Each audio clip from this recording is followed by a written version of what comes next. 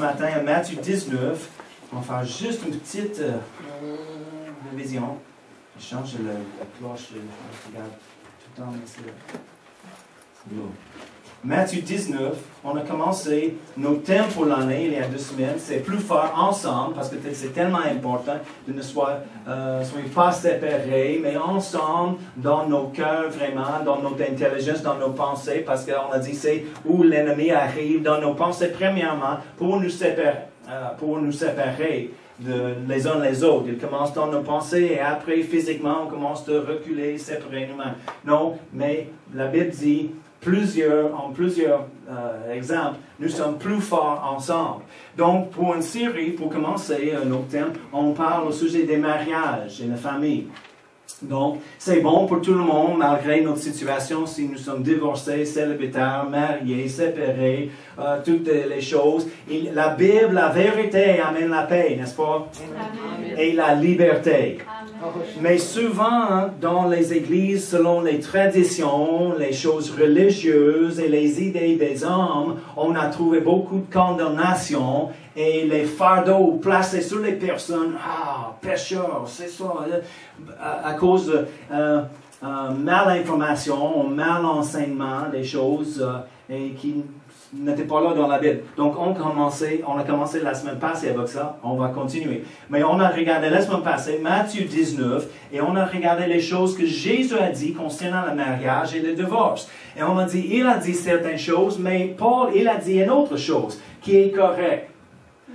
Plusieurs disent, oh, Jésus est plus important parce qu'il c'est le Fils de Dieu, il a donné son sacrifice, on va rester avec Jésus et pas Paul.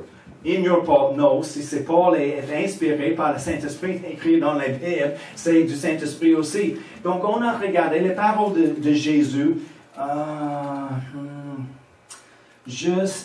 OK, on va commencer.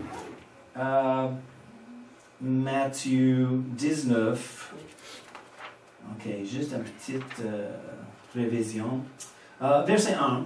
Lorsque Jésus a achevé ses discours, il quitta la Galilée et alla dans le territoire de la Judée, au-delà de Jourdain. Une grande foule le suivit et là, il guérit les malades. Les pharisiens l'abordèrent et dirent, pour l'éprouver, toujours ça, est-il permis à un homme de répudier sa femme pour un motif quelconque, ou un motif, l'autre version dit, comment on dit, pas digne, ou digne, indigne. Oui, c'est ça. Et vraiment, c'est pour être un problème pour Jésus. Ils ont pensé, mais Jésus il a toujours la sagesse du ciel, mais ils ont demandé une explication de loi de Moïse. Parce on a lu le verset, il a dit, parce qu'il a découvert en elle quelque chose honteux. La Bible dit en Deutéronome, c'était le roi. Donc, il y a une discussion entre les deux groupes. C'est quoi quelque chose honteux? Il y a certains qui disent, oh, c'est n'importe quoi. Si elle brûle du pain, on peut tasser la femme, trouve un autre qui ne brûle pas la nourriture. Et les autres disent, non, c'est ridicule. C'est juste simplement pour les choses d'immoralité, l'adultère, les choses comme ça. Ils ont demandé, Jésus, qu'est-ce que tu dis? Et Jésus a expliqué. Et on a trouvé certaines choses et il a dit, mais je ne veux pas lire toutes les choses, mais c'est difficile. Je vais te faire une petite révision.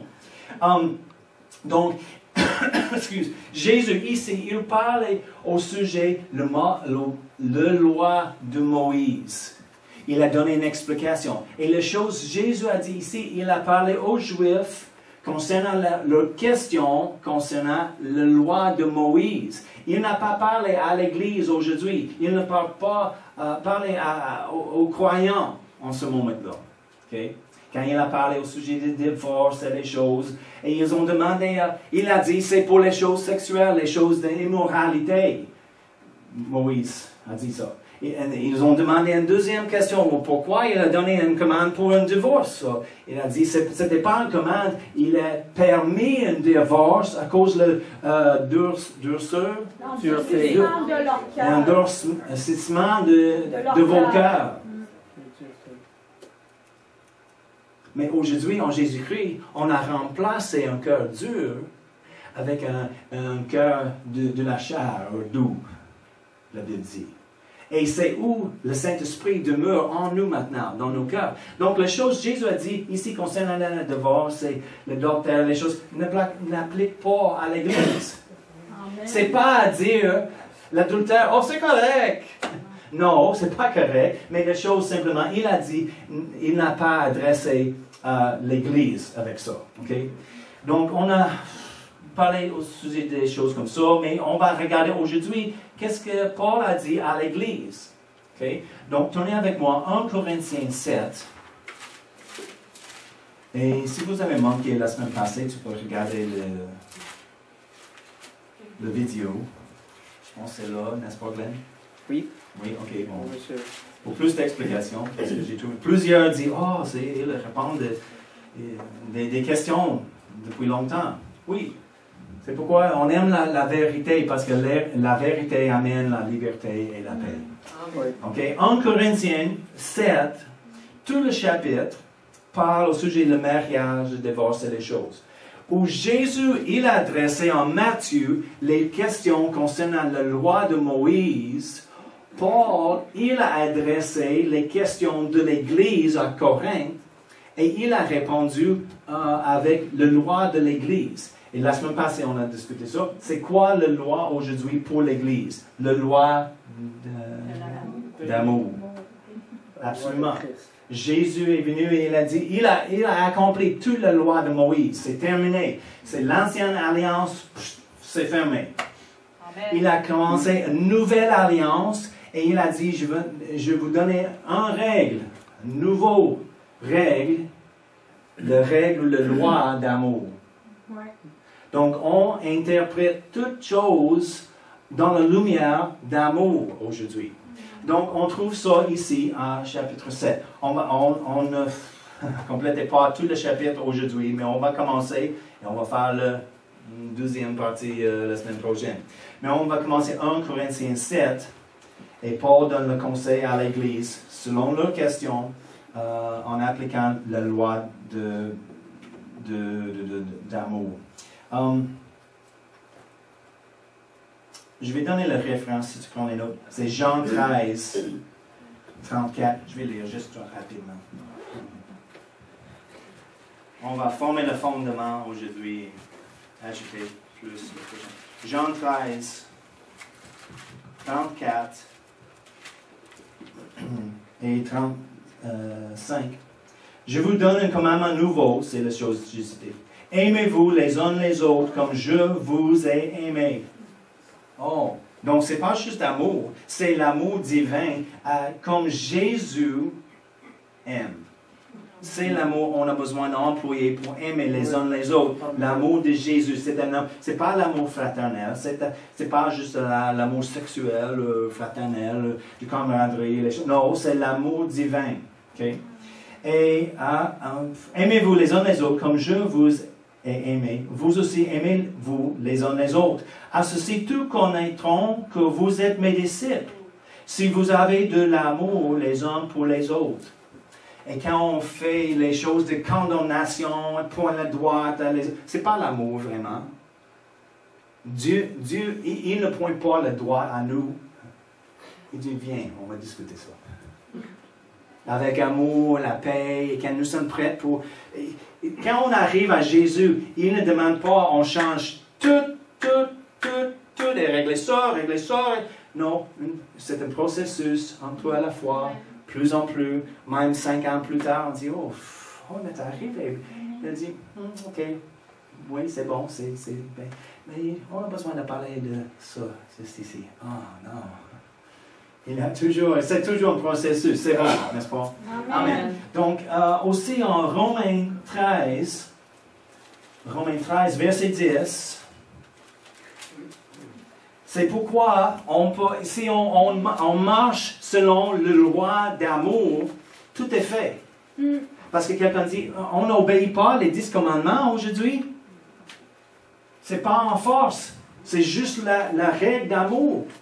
Mais si on marche selon l'amour, on a accompli tous les 10 commandements.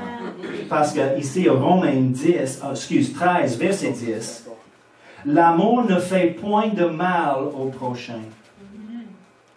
L'amour est donc l'accomplissement de la loi. Amen. C'est bon de souligner. Si on marche, si on reste en amour, l'amour divin ne fait pas les choses contre le prochain. Amen. On ne blesse pas quelqu'un. Amen. Amen. Et la loi est accomplie en amour. OK. Maintenant, on va retourner en Corinthiens 7. En Corinthiens 7, verset 1. Pour ce qui concerne les choses dont vous m'avez écrit, donc ils ont écrit les questions pour Paul et il répond ici. Je pense qu'il est bon pour l'homme de ne point toucher de femme. Toutefois, pour éviter l'impudicité ou l'immoralité, que chacun ait sa femme et que chaque femme ait son mari. Okay? Donc, il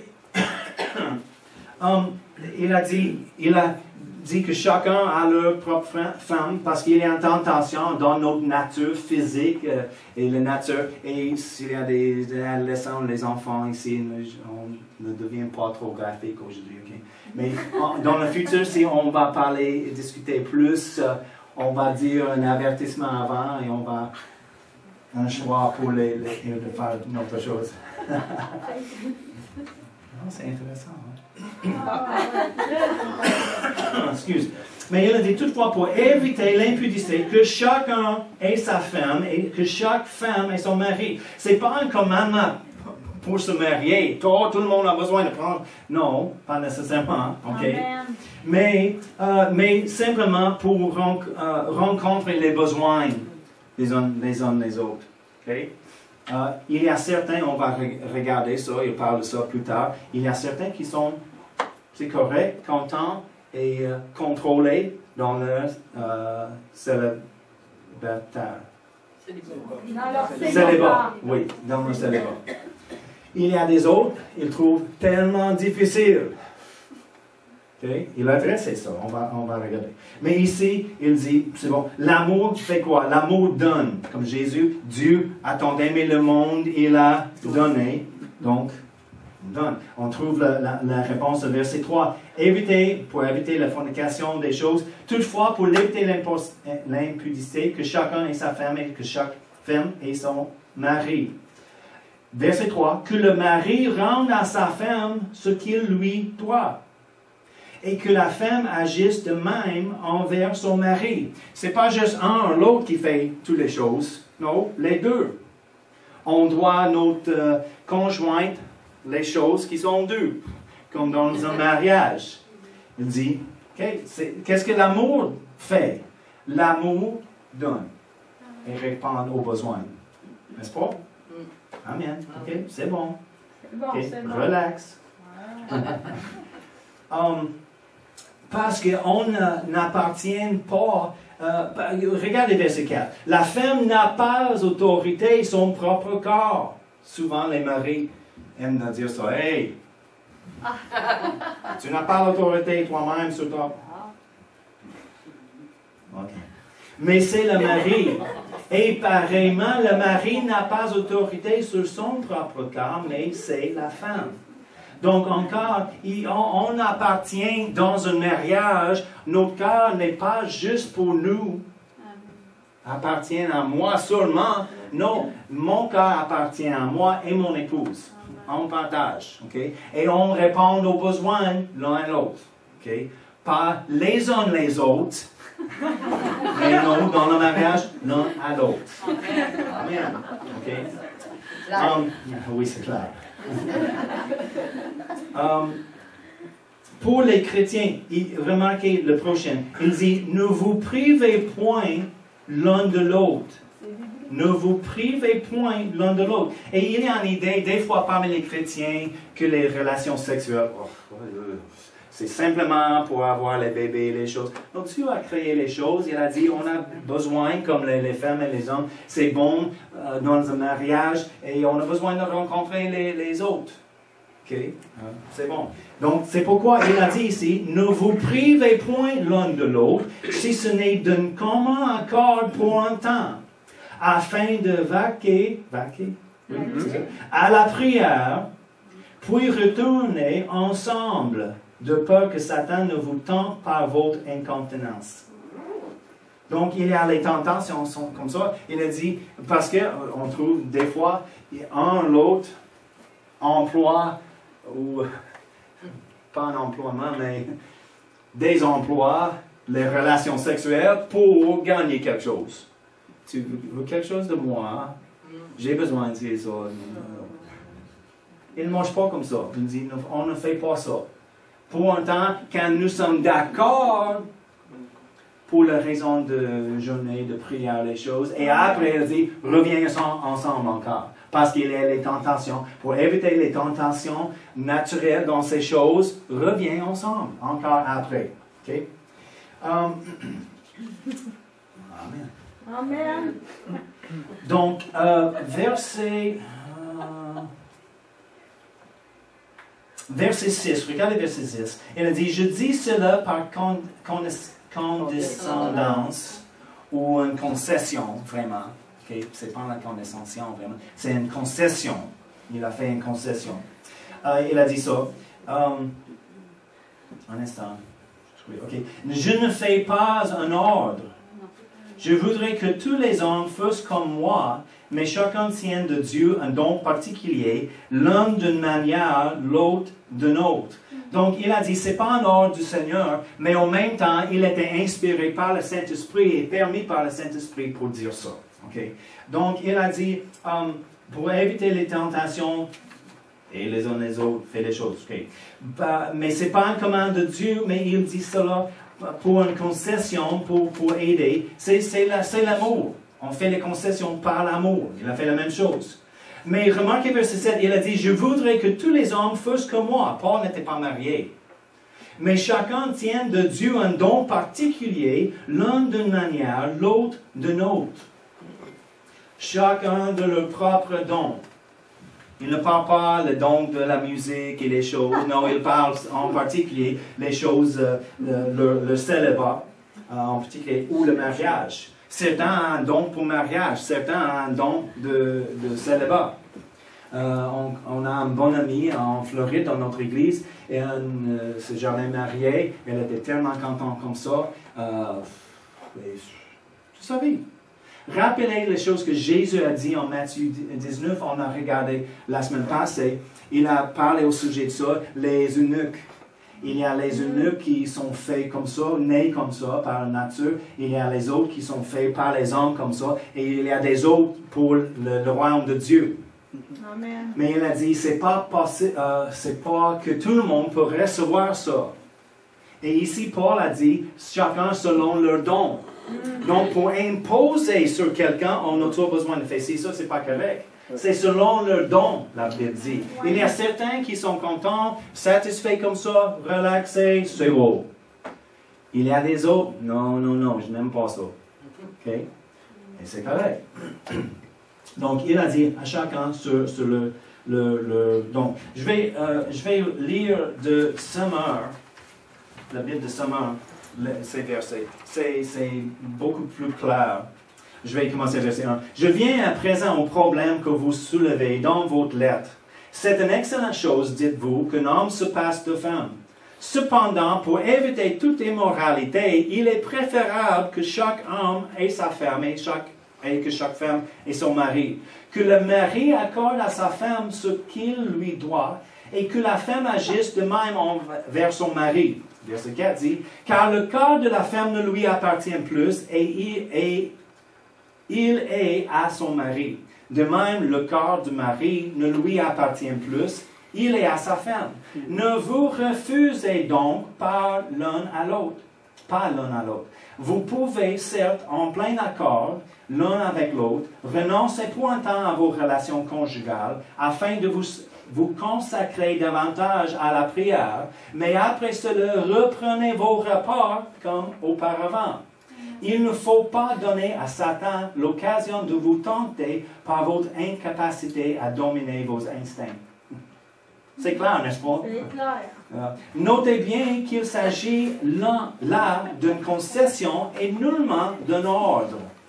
Je voudrais bien que tout le monde soit comme moi, mais chacun reçoit de Dieu son don particulier. L'un le mariage, l'autre le célibat. Amen. C'est clair. Amen. J'aimerais cependant dire aux veufs et aux veuves que c'est une bonne chose de continuer à vivre seul, comme moi. Toutefois, s'ils ne peuvent pas se maîtriser en ce domaine, qu'ils se marient, car mieux vaut se marier que de se consumer en désirs insatisfaits. OK? Il a dit, il y a certains avec un don, chacun selon leur don. Il y a certains qui ont un don pour être célibataire, l'autre pour se marier. C'est bon, chacun. Mais pour essayer, parce que encore, des fois, selon la tradition, vous êtes femme veuve ou le mari est décidé ou des choses, tu as besoin de rester ça, si tu maries encore, c'est pas non. Et le divorce, on place les fardeaux et les condamnations sur les personnes. Un grand fardeau, il n'est pas capable. Parce que nous sommes naturels, on a la chair, on a les besoins, des choses. Si ce n'est pas notre don d'être célibataire, il a dit, c'est mieux de se marier au lieu de brûler avec les passions et tomber en péché. Amen. Je ne veux pas parler de s'inquiéter, mais je vais pas les parler un petit peu. Parce qu'il s'est marié récemment et il a dit on va faire les choses correctement devant la parole et devant le Seigneur. C'est correct. Oui. Et on a dit ok, nous sommes ici pour vous aider de faire les choses correctement. Et on avait, parce qu'elle était jeune, et il était juste un peu plus vieux. Et c'est le cauchemar d'un père, vraiment. La fille va commencer à sortir avec les... Donc, on a fait les règles, pas trop sévères, mais on a juste pour aider de rester pur et des choses devant le Seigneur. Et Sam était d'accord avec ça. Il dit, OK, merci Seigneur, c'est bon ça. Parce que c'est une lutte contre nous, on a un problème. Mais on dit, c'est bon, ils ont parlé, on nous a dit, on va faire les choses correctement. J'ai dit, bon, je suis ici pour vous aider. Donc là, c'est les règles, les choses, ils n'étaient pas permis chez nous, sans nous, si on n'était pas là. Et ce qui dit appelle des fois, Sam est prêt de venir, nous ne sommes pas là, c'est une autre heure. OK, je lui ai dit. Des fois, c'était pas toujours facile, mais ils ont fait ça. Amen. Amen. Ils ont parlé au sujet du mariage et les choses, et j'ai pensé, c'est jeune. Tu commençais à parler de ça à 18 ans, je pense. Presque tout de suite, elle a demandé pour le mariage. C'est comme une blague, mais ils ont parlé depuis longtemps pour ça. Ils ont trouvé le plan de Dieu. Et, j'ai dit, c'est long, c'est jeune et c'est difficile. Et 19 ans, attends juste pour 21 ans. OK, j'ai pensé. Mais en fait, j'ai pensé ce verset-là. C'est mieux d'être marié au lieu de brûler avec les passions et cause la difficulté et de juste inviter les péchés et les choses. On dit, c'est correct, c'est bon, on a pris ça, on avait la paix, ils ont avait la paix. On dit, oui, c'est correct. Amen. Amen. C'est vrai. C'est mieux d'être marié au lieu de brûler.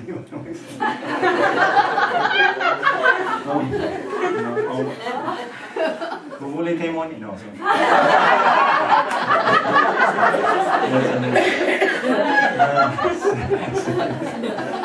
c'est les choses. Mais encore la Bible, la vérité amène la paix et la liberté.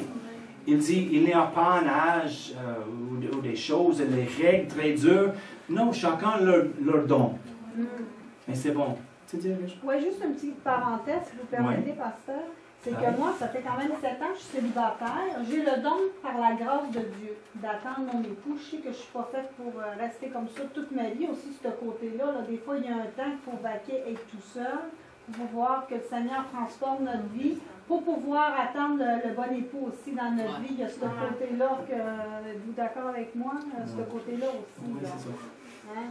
Oui, c'est bon. Et des fois, c'est difficile, une fois quelqu'un s'est marié et après un temps, c'est pas marié. ils ont les habitudes d'avoir les relations conjugales et les choses, et soudainement, qu'est-ce que tu fais? Mais il y a une grâce pour toutes les situations. OK? Mais il y a certains qui trouvent tellement difficile, donc il a besoin de trouver un autre et remarier. Okay? La Bible dit, selon ça, c'est toujours la paix, la grâce de Dieu. Okay? Amen. Verset, on a... OK. OK. Parce qu'il parle au sujet du contrôle de soi, la passion, ne beau pas. OK. Par exemple, je connais l'histoire d'un homme qui s'est marié, et, les deux se mariés, un jeune homme et une femme, et ils sont les chrétiens, les choses, et après un temps, elle est partie, et il a continué, elle a le laissé pour un autre, elle a fait les choses, elle est juste disparue. Personne ne connaît pas l'information d'elle, elle est disparue, et il était là avec un enfant, les choses, et il a continué, mais selon la tradition de leur église, c'est pas possible pour lui de remarier parce qu'il était déjà marié, le divorce, c'est fini. J'ai quelqu'un dans notre famille comme ça. C'est triste parce que ils sont séparés plus longtemps que Cindy et moi s'est mariés. Je pense qu'il approche le retrait et des choses, et pourquoi prendre simplement. Je ne sais pas, peut-être c'est le don, je ne sais pas, mais en même temps, c'était vraiment imposé par leur Église, par les règles. La parole n'est pas comme ça. Mais ce gars-là, il a continué quelques mois, comme ça c'était correct. Et son pasteur a dit, au milieu de la nuit, elle a frappé à la porte à 3 heures dans le matin. Et l'homme était là, il a tombé sur le plancher, il a pleuré, il a tombé en immoralité, il a dit. Parce qu'il était célibataire maintenant, et son épouse est partie, il a trouvé quelqu'un, et j'ai péché, il a pleuré. Le pasteur a prié avec lui, c'était correct, il a continué. Après quelques mois, il est revenu sur la même chose. Et enfin, le pasteur a dit, hey, vous êtes toujours jeune, trouve quelqu'un, et remariez encore. Il a dit, mais tu prêches pas ça? Il a dit, oui, je sais, on prêche les autres choses, mais ça ne fait pas sens, les choses qu'on prêche. Mais si on ne le fait pas, il ne fait pas de sens, on a besoin de chercher pourquoi il ne fait pas de sens. Si notre cœur n'est pas d'accord, c'est quoi la parole dit? Parce que la parole amène la liberté et la paix. Mais encore, ce n'est pas une excuse juste de faire, j'ai la paix de faire n'importe quoi. Non. Quand on a l'Esprit de Dieu dans l'intérieur, certainement, si nous sommes nés de nouveau et on a le Saint-Esprit, quand on manque le pas, quand on pêche, quand on commence de marcher dans la mauvaise direction, il y a quelque chose dans l'intérieur qui dit, non, on ne fait pas ça. Oui. Mais j'ai lu, par exemple, c'est fort. Il y a vraiment les idiots dans le monde. Dans l'Église aussi. J'ai lu juste quelque chose dans la nouvelle, c'était de la nouvelle, j'ai checké les choses sur l'Internet, la nouvelle, c'était en Floride, un couple, les chrétiens, les deux chrétiens, les bodybuilders, qui entraînent tout le temps, ils étaient gros, et la madame aussi. Ils ont rencontré au gym et se marié depuis quelques années, et les chrétiens impliqués dans une église et les choses. Je pense dans une église, je ne sais pas, juste les chrétiens qui aiment Jésus. Et ils ont commencé un club pour ceux qui entraînent, mais un club de swingers. Tu comprends, les swingers qui font un échange avec les conjoints. C'est les chrétiens. Et c'était le titre, les chrétiens en Floride qui commencent un club de swingers pour les... J'ai dit, je dois lire ça. Donc j'ai lu. Parce que j'ai pensé, peut-être que ce n'est pas les vrais chrétiens. Non, il parle de Jésus, il aime Jésus.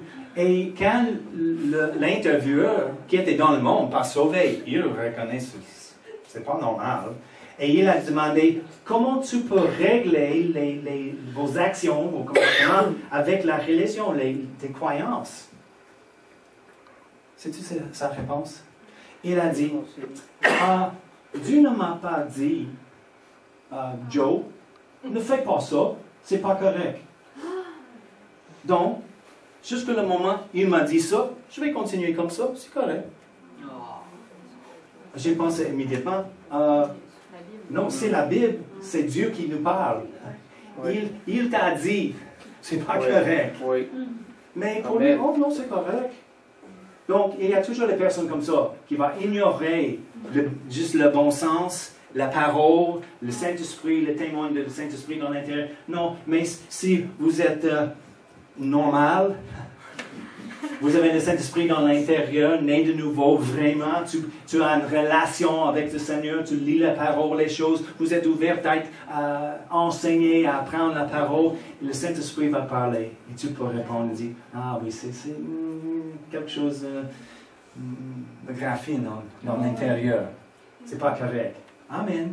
Donc, Paul a adressé certaines choses comme ça ici. Donc, on va regarder, on va continuer. Pour regarder, qu'est-ce qu'il dit, verset 10, l'amour des vins dans un mariage. Okay? C'est pour les deux chrétiens. À ceux qui sont mariés, j'ordonne, non pas moi, mais le Seigneur. Avant, il a dit, OK, c'est pas une commande, mais je suis permis à dire par le Saint-Esprit. Ici, il dit, c'est pas moi qui dis, mais c'est le Seigneur qui dit. Oh, et il parle pour ceux qui sont mariés. Et rappelez, il a parlé à l'Église, à Corinthe. Donc, il parle aux chrétiens, deux chrétiens qui sont mariés. J'ordonne, non pas moi, mais le Seigneur, que la femme ne se sépare point de son mari. Si elle est séparée, qu'elle demeure sans se marier ou qu'elle se réconcilie avec son mari, et que le mari ne répudie ou divorce, séparé, point sa femme. Il a dit pour les chrétiens, les deux chrétiens, les deux, il a besoin de rester ensemble. S'il sépare ou divorce, pas divorce, mais sépare, pourtant, il a besoin d'être réconcilié. Pourquoi? Parce que c'est les deux chrétiens. Okay? C'est pas comme le monde, c'est comme par les autres. Comme on a dit la semaine passée, Dieu ne règle pas les mariages du monde. Il joint ses enfants ensemble. Amen. On n'impose pas les règles de Dieu sur le monde. Il dit, je m'en fiche, je fais les choses que je veux. Mais pour les chrétiens, nous sommes réglés par la parole de Dieu, les choses de l'Esprit de Dieu. C'est notre erreur des fois. On essaye d'imposer les règles de la Bible sur les personnes non sauvées. Est-ce qu'il y a une loi pour les personnes sans Jésus, les non-croyants qui sont mariés? Oui, simplement la loi du gouvernement de leur pays. C'est simplement. Okay? Mais pour l'Église, nous avons l'amour. L'amour ne fait pas le mal au prochain. Le conjointe, c'est le prochain. C'est le plus proche.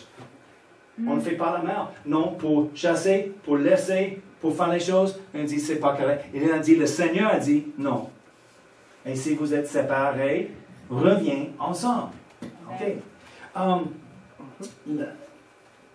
En Corinthiens 13, on va regarder, nous sommes proches, juste là, dans les pages, 1 Corinthiens 13, versets 4 à 8. C'est la description de l'amour. Et Kenneth Hagin a dit souvent, il n'a jamais savait un cas où il y avait les deux chrétiens nés de nouveau qui marchent continuellement dans l'amour qui était dans le procès pour un divorce. Mais remarquez, les deux, un et l'autre, les deux marchent continuellement dans l'amour divin. Amen. Mais les chrétiens ne divorcent pas. Oh oui, tout le temps. Pourquoi? Parce que quelqu'un, des fois les deux, des fois juste un, ne marche pas dans l'amour. On va regarder l'amour. Encore, ce n'est pas juste l'amour sexuel, ce n'est pas l'amour fraternel, c'est l'amour divin de Dieu qui est déplacé, selon Romains 5,5. Dieu a placé par son esprit son amour dans nos cœurs. 1 Corinthiens 13, verset 4. La charité est patiente. Amen. Non, on va penser au sujet d'un mariage. Patiente. Ah, Seigneur. J'ai besoin d'arrêter juste là. Patient, oui, Seigneur, dans le nom de Jésus, je suis patient. Amen. Ça ne veut pas dire des fois. Patience. Non, je n'ai pas le temps pour patience. Non, patience. La charité divine est patiente. Elle est pleine de bonté. Il y a des personnes qui sont méchantes. Même les chrétiens dans un mariage. C'est les choses, et on va discuter plus tard, peut-être, mais il y a une façon de chicaner même, avec gentillesse. On peut avoir peut-être pas un chicane, mais nous ne sommes pas en accord. Oui. Une différence, oui. Et on peut exprimer nos différences et notre opinion avec gentillesse et avec respect. Il y a certains qui ne sont pas capables. Et toujours méchant. Crie et méchant. Et OK. Et il fait quoi? Il demande, il appelle une réponse comme ça. La chair appelle à la chair. Mais l'esprit appelle l'esprit. Si on répond avec gentillesse, on demande la main. Mais si on commence comme ça, hey, tu as dit le. Oh non, c'est toi qui as fait ça. Non, non, non. On répond. Hey, calme. Non. OK. Je ne parle pas de lui. La charité est patiente, elle est pleine de bonté. La charité n'est point envieuse. Il y a quelqu'un, des fois, avec un problème avec ça. J'ai entendu dire juste récemment les deux chrétiens qui étaient mariés. Après le mariage, il ne permet son épouse de parler avec les hommes à l'église, ne prend pas leur main, de serrer les mains. Non, ne fait pas ça. Et si elle parle avec un homme à l'église, il arrive. Il parle de quoi? C'est pas l'Esprit de Dieu, c'est pas l'amour, vraiment, le contrôle. Elle ne s'enfle point, verset 5. Oh, excuse.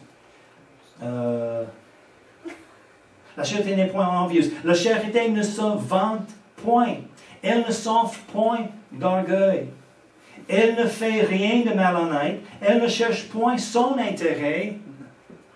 Il y a plusieurs, c'est le problème. Moi. Tu ne fais pas pour moi. Je veux. J'ai le goût de. Moi. Pourquoi tu ne fais pas quelque chose pour moi? Jamais, qu'est-ce que je peux faire pour toi? Non, l'amour divin, quoi? Donne. Pas reçoit. On reçoit, OK. C'est pas assez. Par contre, c'est juste ça. Tu demandes plus que ça. Il y a des personnes égoïstes qui pensent seulement de leurs besoins. Et ce n'est pas l'amour de Dieu. Elle ne cherche point son intérêt. Elle ne s'irrite point. Alors, il y a certains juste irritables en tout le temps. Ce n'est pas l'amour divin. Elle ne soupçonne point le mal. Qu'est-ce qu'elle fait? Tu étais où? Tu fais quoi? Avec qui? Pourquoi? À quelle heure? Exact. Avec les enfants, c'est correct. Oui, c'est vrai. On a besoin de checker les enfants. C'est où? Avec qui? Je ne sais pas. Pas acceptable. Je veux... n'est-ce pas? Je dis, qui sera là? Les parents sont là.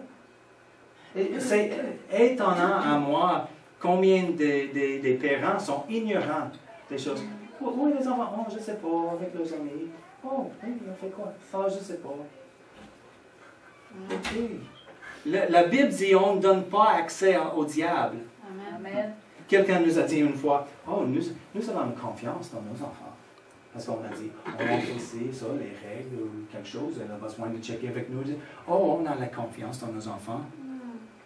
On dit, nous avons la confiance aussi, mais aussi on comprend, nous avons la chair. On n'a pas confiance dans notre chair et dans la chair de l'adolescence. Non, j'étais en adolescence avant. Je comprends la chair de l'adolescence. Et tu vas trouver, si les parents, c'est où ça? Ok, vas-y, je suis trop occupé dans mes émissions. Les enfants vont trouver, non, c'est le trouble qui va trouver les enfants.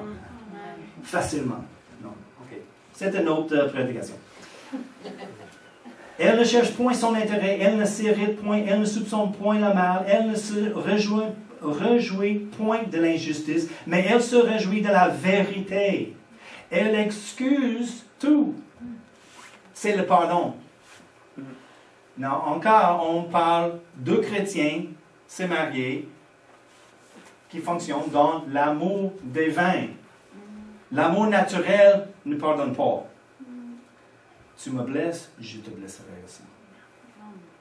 On va prendre le revanche.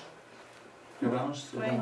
Oui. Oh, il a fait ça. J'ai entendu les personnes dans le mariage, et c'est comment? Même les chrétiens. Oh, il avait une affaire. Et il est revenu. Oh, il est désolé des choses.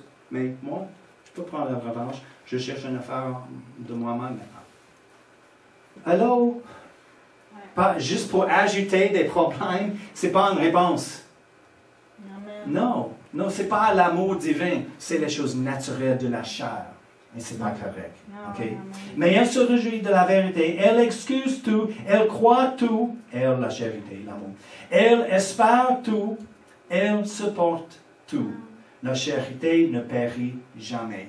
Pourquoi? Parce que Dieu est l'amour. Il ne périt jamais. Amen. Donc, pour les deux chrétiens,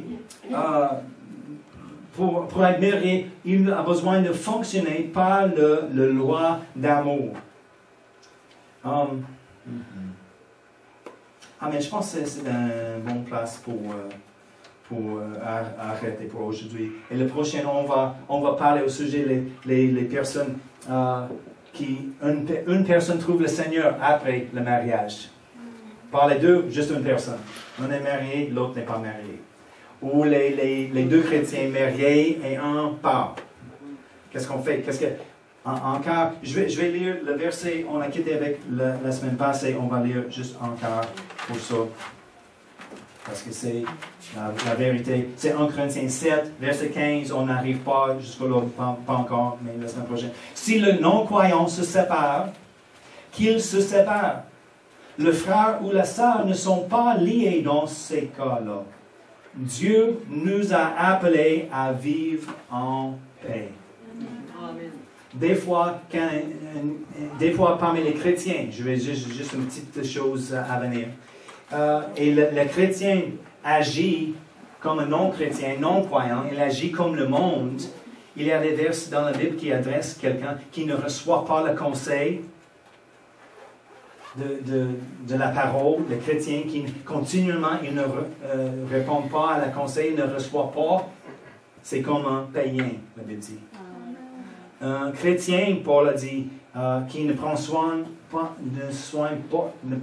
soin de sa famille est pire qu'un infidèle. Donc, c'est les choses de considérer vraiment. Pas juste un verset, il y a plusieurs, on va examiner et prendre ensemble pour monter le cas vers la paix dans toutes les situations. Si on marche selon la parole, certainement. Et encore, ce n'est pas juste un permis de faire n'importe quoi, tout est correct. Non, certainement, il y a les règles. Et rappelez, les règles d'amour, la loi d'amour règle toutes les choses de la chair. Si je fais ça contre, c'est pas l'amour. Je pense de moi seulement, c'est pas l'amour. Si je n'ai jamais fait rien pour l'autre, c'est pas... Non, nous sommes réglés par l'amour. Et il y a la paix et la liberté avec ça. Amen. Merci Père, merci pour ta parole. Merci pour la liberté qu'on trouve dans ta parole. Merci pour les paroles de Jésus. Merci pour les paroles inspirées par le Saint-Esprit qui Paul a écrit. Merci pour toutes les instructions de ta parole, Seigneur. On te demande de nous enseigner, Seigneur, par ta parole. Ouvre nos yeux, de monter plus haut, d'avoir la liberté dans nos vies et de donner la liberté aux autres et la vérité. Pas la condamnation, mais l'amour.